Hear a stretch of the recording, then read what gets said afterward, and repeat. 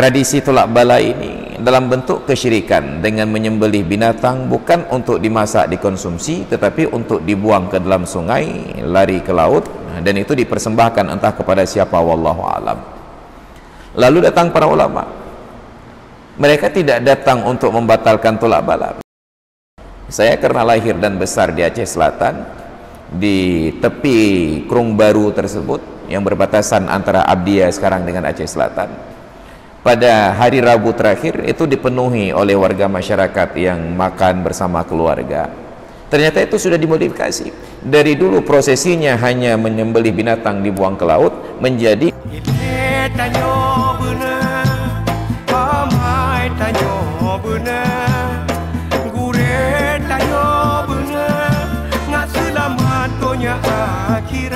makanya Rasulullah menjadikan dakwah itu dikedepankan dengan menonjolkan nilai-nilai akhlak yang mulia, al-akhlaqul karimah.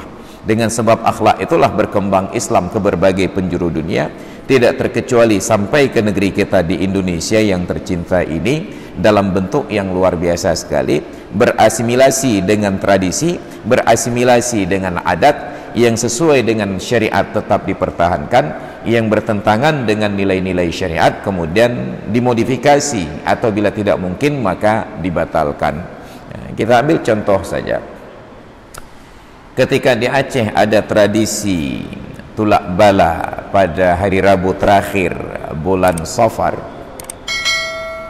tradisi tulak bala ini dalam bentuk kesyirikan dengan menyembelih binatang bukan untuk dimasak dikonsumsi, tetapi untuk dibuang ke dalam sungai, lari ke laut, dan itu dipersembahkan entah kepada siapa, wallahu alam. Lalu datang para ulama.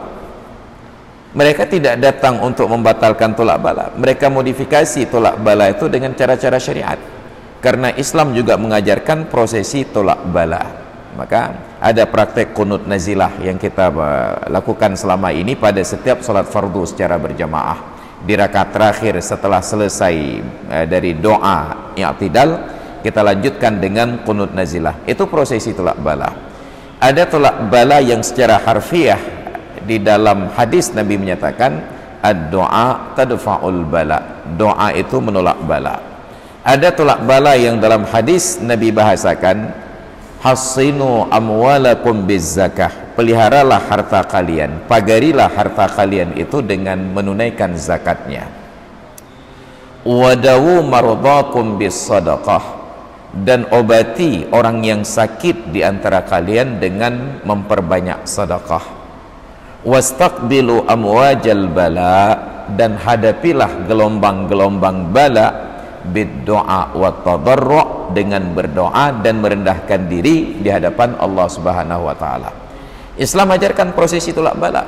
Maka para ulama ketika melihat ada tradisi ini, mereka modifikasi tolak bala dengan cara yang islami.